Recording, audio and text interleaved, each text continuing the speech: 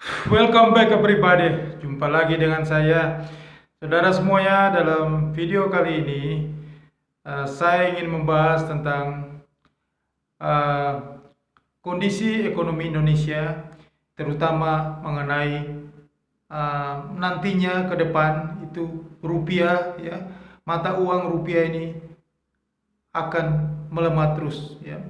Karena kondisi terpertantrum, walaupun memang keadaannya belum kelihatan, ya, dampak efek dari terpertantrum dari Bank Sentral Amerika untuk mulai dari bulan November sampai dengan sekarang ini, ya, rupiah kita masih bertengger terus di 14.300, ya, hari ini 14.365, ya, siang ini, ya, di level 14.300, 14.200, ya. Tapi yang perlu Anda tahu semuanya bahwa kondisi ini sangat beda sekali dengan kondisi terpertantrum yang terjadi tahun 2013 silam, ya. Itu membuat pelemahan rupiah, ya, sampai 2 tahun, ya, 2014 sampai 2015, ya. Akhirnya rupiah kita tuh melemah sampai terdepresiasi sekitar 52%, ya.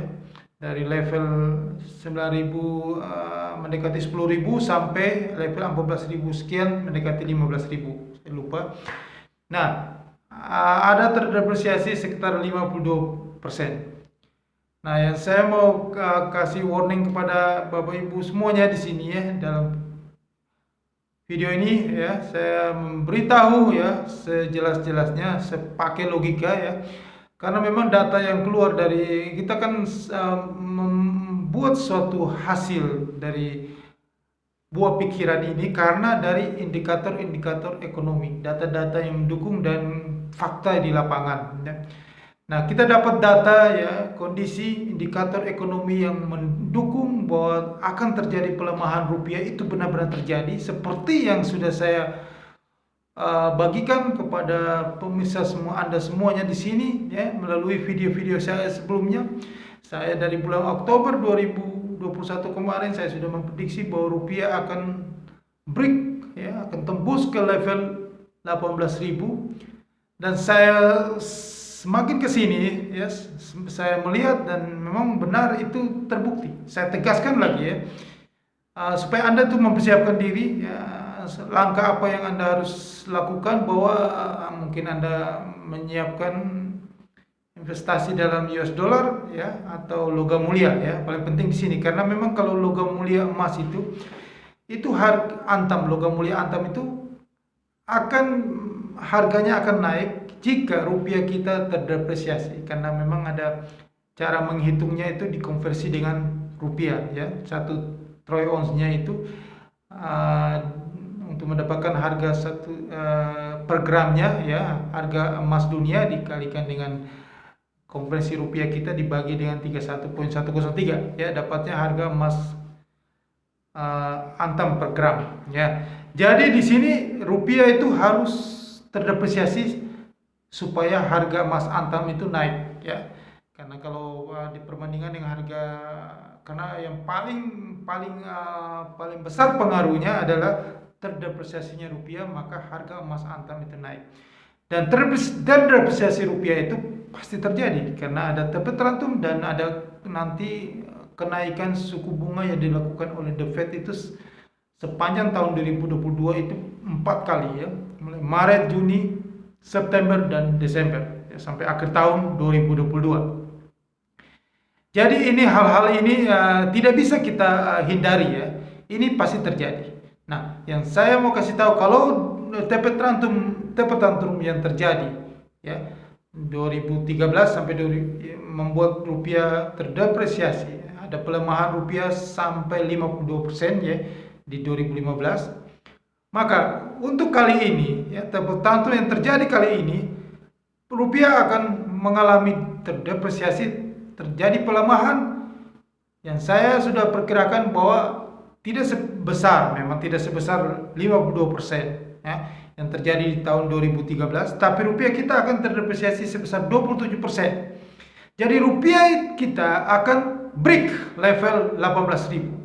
Dari harga 14.300, 27%-nya jadi sekitar 18.000. Level 18.000 itu akan break di tahun 2022 ini ya. Mungkin di sepanjang tahun ini, mungkin akhir-akhir tahun, maka rupiah kita sudah break level 18.000, artinya sudah terdepresiasi di atas 25% ya, sekitar 26-27%. Jadi break level 18.000 akan tembus di tahun 2022 ini. Nah, yang jadi pertanyaan sih, kenapa bisa sampai ke situ? Karena data-data ekonomi itu sudah mendukung ya. Yang pertama, memang sekarang ini kondisi kita punya neraca berjalan ya, kondisi kita CAD kita itu cukup tinggi, oke. Tetapi itu karena dampak dari ekspor yang meningkat ya di akhir-akhir tahun ya, karena kenaikan harga apa tuh komoditis ya, terutama yang paling berpengaruh besar di sini adalah ekspor minyak dan batu bara, ekspor batu bara dan itu lemak nabati ya, minyak goreng ya, kelapa sawit dan lain-lain. Itu, dan permintaan tertinggi kan di negara nomor 2 terkaya di dunia, yaitu China. Nah, kondisi sekarang ya memasuki masih musim dingin di negara belahan bumi utara. Permintaan masih cukup tinggi untuk komoditi batu bara ya, minyak dan lain-lain ya, kebutuhan. Nah, setelah bulan Maret itu sudah mulai berkurang, maka harga batu bara dunia yang sampai mencapai harga tertingginya sekarang ini itu dan harga minyak juga itu kemudian akan mulai menurun, melandai ya, cenderung tidak bergerak ya, standar harganya cenderung diam ya. Nah, di bulan-bulan itu nanti setelah akhir tahun harganya akan naik lagi. Nah, di saat kondisi yang harga mulai turun itu The Fed sudah melakukan langkah kebijakan menaikkan suku bunga ya. The Fed menaikkan suku bunga otomatis ya, itu kan untuk tujuannya adalah menekan inflasi ya. Jadi yang saya sudah bicarakan ulang-ulang di video saya, otomatis itu harga komoditas dunia itu akan turun. Memang ditekan supaya harga komoditas dunia akan turun. Jika harga komoditas dunia akan turun, maka disitulah ekspor kita sudah mulai menurun ya. Pertama dari segi pendapatan ya. Terus ada di semua dunia sekarang ini yang perlu Anda tahu bahwa salah negara nomor 2 terkaya di dunia, China, yang negara mitra dagang Indonesia terbesar ya, ekspor kita terbesar ke China ya, itu sudah mengalami perlambatan ekonomi ya. Data ya, realisasi ekonomi ya China di akhir tahun 2021 kemarin ya tidak seperti yang diharapkan dunia ya. Ya, meskipun secara keseluruhan memang ada pertumbuhan ekonomi itu mencapai 8,1% ya, tetapi angka yang dicapai pada kuartal terakhir ya, kuartal 4 2021 itu terrealisasi hanya hasilnya cuma 4%. Lebih rendah itu dari kuartal-kuartal bulan-bulan sebelumnya. Nah, dari angka 4% itu menunjukkan bahwa Cina sudah mengalami penurunan, perlambatan ekonomi. Nah, ini disebabkan karena apa? Karena kondisi terakhir, kuartal terakhir itu, kondisi akhir-akhir tahun 2001 itu meluasnya COVID-19 ya. Terus mulai memasuki awal tahun meluas lagi, awal tahun 2022 itu varian Omicron yang begitu meluas di seluruh China. Dan Anda tahu sendiri China itu begitu keras dengan virus ini ya, begitu disiplin, maka semua daerah-daerah mengalami penguncian, lockdown. Maka disinilah membuat ekonomi itu jadi melambat di negeri China ya. Yang kedua, kasus yang paling besar adalah kasus kasus real estate, masalah properti ya, kasus default, gagal bayarnya surat utang dari pengembang nomor 2 terbesar di China, China Evergrande, dan juga ada Fantasia Holding, ada Cassia Group dan lain-lain, ada sekitar 6 perusahaan lebih ya yang punya masalah sama, yaitu masalah gagal bayar hutang. Maka ini membuat pasar properti di Cina itu semakin memburuk, semakin lesu, ditinggalkan oleh investor ya. Investor tidak ada yang berinvestasi lagi di pasar properti Cina, membuat ekonomi Cina itu memburuk ya. Karena jika pasar properti itu mengalami kemunduran, maka itu punya dampak efek terhadap manufaktur yang lain ya. Otomatis yang mendukung itu properti itu juga akan mengalami hal yang sama. Jadi disinilah, sedangkan Cina adalah negara yang sektor manufakturnya, industri ya, properti dan lain-lain itu sekitar hampir 30% ekonomi Cina bertumbuh dari manufaktur, properti dan lain-lain. Nah, inilah yang membuat ekonomi Cina mengalami perlambatan. Nah, dampaknya adalah ke negara kita. Kita akan mengalami juga imbasnya ya, yaitu penurunan impor ya. Karena Cina adalah mitra dagang nomor 1, ekspor kita banyak ke negara Cina. Otomatis di sini adalah masalah devisa juga akan kembali berkurang ya, karena inilah yang membuat nanti semakin melemahnya nilai tukar rupiah. Hal-hal ini ya karena dampak dari negeri Cina. Nah, ini juga sudah dikhawatirkan oleh Menteri Keuangan Ibu Sri Mulyani ya, karena dia sudah tahu bahwa pertumbuhan ekonomi Cina itu akan melambat di tahun 2022 ya, karena data dari produk manufacturingnya ya, data PMI manufacture China ya, itu sudah berada di bawah level 49,9 atau di bawah level apa itu yang dianggap sebagai level ekspansif ya. Jadi yang harus diwaspadai adalah China sudah masuk di level tidak ekspansif ya, yaitu di bawah 50 PMI-nya. Jadi kalau di atas 50 baru dia katakan ekspansif, kalau di bawah 50 adalah level tidak ekspansif. Nah, inilah dampak perlambatan ekonomi Cina ini, itu sangat ya sudah punya dampak kepada negara kita, Republik Indonesia ya. Ini juga sudah terlihat ya dari BPS ya, Badan Pusat Statistik ya, BPS ya, sudah mencatat kinerja ekspor kita itu yang ke China itu hanya sebesar 310 juta US dollar ya. Itu yang dari batu bara dan kelapa sawit ya. Itu lebih rendah daripada sebelumnya, yaitu data dari BPS, Badan Pusat Statistik. Nah, inilah yang saya katakan data-data yang bisa yang kiranya ini yang menjadi patokan bahwa rupiah kita akan semakin melemah.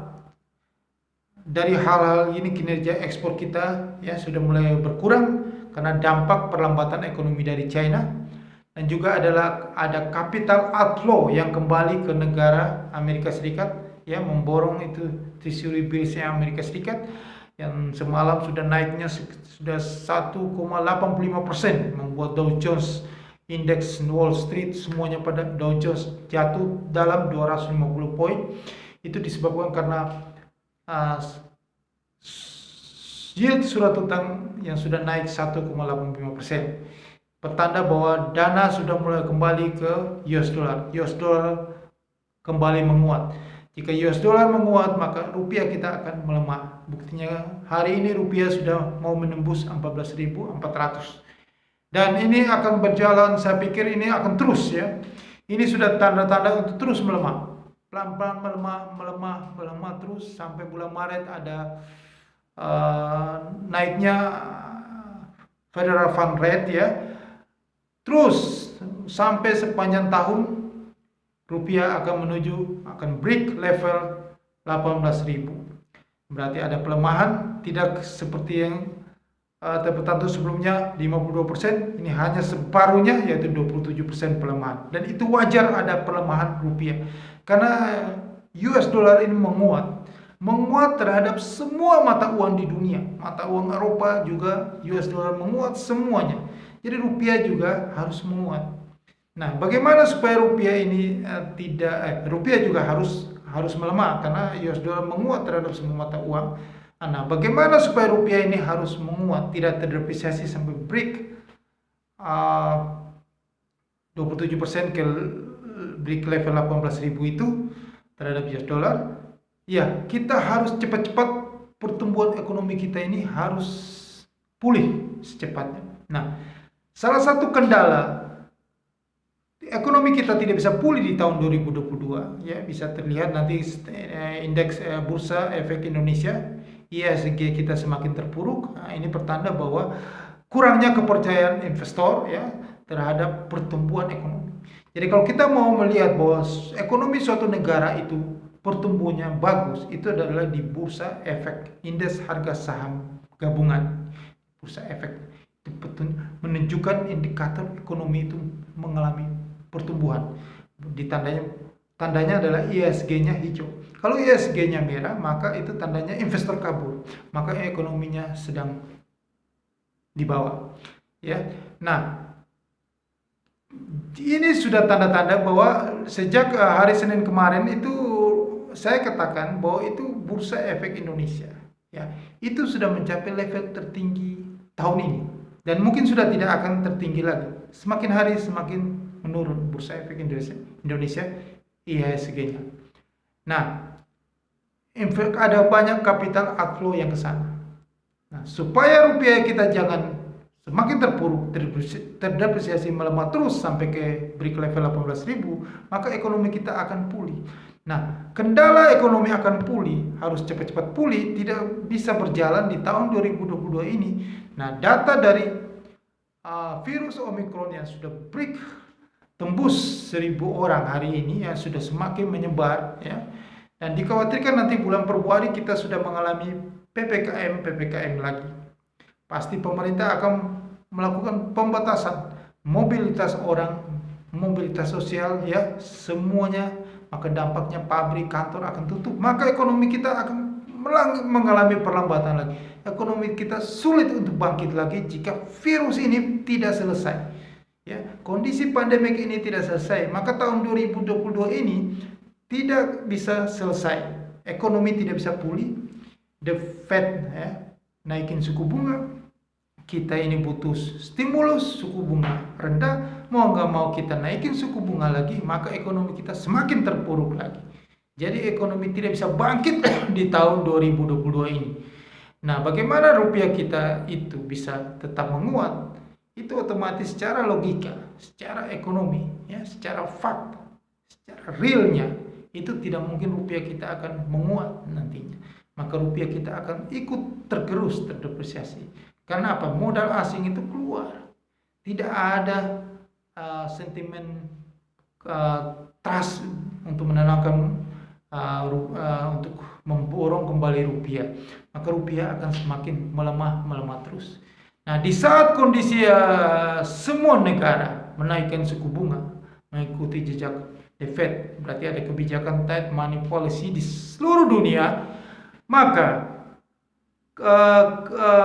sulit sekali negara kita mendapatkan aliran dana masuk, capital inflow, atau ada foreign direct investment, ada investasi langsung. Karena kondisi pertama, yang kedua adalah suku bunga tinggi, ya, kebijakan uang ketat, ya, dan yang kedua adalah virus COVID-19 dengan varian Omicron, varian Demicron, Ihula, segala macam varian itu masih merebak, masih membuat susah, membuat pandemik di seluruh dunia, dan mereka masih mengalami lockdown, dan ini mempersulit untuk adanya investasi langsung, foreign direct investment datang ke negara Republik Indonesia ini. Maka rupiah kita sulit untuk bangkit lagi. Nah, jadi yang saya katakan, dalam tahun ini, Ya, selalu saya katakan bahwa rupiah itu ke level 18.000, break level 18.000, itu pasti terjadi. Inilah yang saya katakan logikanya, fakta-fakta, indikator-indikatornya. Kita kan bicara tentang data-data. Nah, ini saya kasih data-data fundamental. Ini masalah fundamental, belum yang teknisnya. Ini fundamental karena virus selama beberapa tahun ini, pandemik ini, virus COVID ini adalah fundamental. Inilah yang membuat ekonomi ini semakin sulit di sini. Jika ini belum selesai, ekonomi belum bisa pulih. Apalagi ini masih di seluruh dunia masih mengalami hal ini, dan kita lagi sebentar lagi masih mengalaminya. Jadi sulit ya. Ada dengan kenaikan The Fed, ya ekonomi Cina melambat ya. Ada virus merebak di sini lagi. Nah, kuncinya adalah virus, jangan sampai ada pandemik di sini lagi supaya ekonomi kita pulih, supaya rupiah kita ini menguat. Ada aliran dana masuk ya. Jangan pergi. Inilah yang saya mau katakan, bahwa logika bahwa rupiah kita akan break level. Jadi ada kalau ekonom-ekonom ya yang mengatakan bahwa rupiah paling melemah 14.500, tidak mungkin terdepresiasi terlalu dalam. Saya patahkan itu semua, bahwa rupiah tahun ini akan break level 18.000. Mari kita buktikan sama-sama. Mari kita bongkar. Rupiah tahun 2022 break level 18.000. Sekian informasi ekonomi dan bisnis yang paling berharga ini kepada Anda semuanya. Semoga Anda semua terberkati dengan informasi ini. Anda bisa mawas diri, Anda bisa melakukan langkah Anda selanjutnya. Jangan lupa bahwa yang dikatakan itu diam, atau investor yang lain seperti Raffi Ahmad mengatakan bahwa emas itu diam itu emas. Saya kembalikan lagi, diam itu emas. Nah, emas ini akan menunjukkan taringnya jika rupiah kita terdepresiasi. Break level 18.000. Ibu-ibu ya, bapak-bapak, Anda yang sudah membeli logam mulia emas, Anda akan mengatakan bahwa ternyata diam itu adalah emas. Emas itu akan menuju 1.500.000 per gram. Oke, sekian informasi yang berharga ini. Jangan lupa Anda subscribe channel YouTube di bawah ini, dan mohon juga Anda tekan loncengnya supaya Anda dapatkan notifikasinya. Terima kasih. Jangan lupa subscribe-nya. Sukses untuk Anda.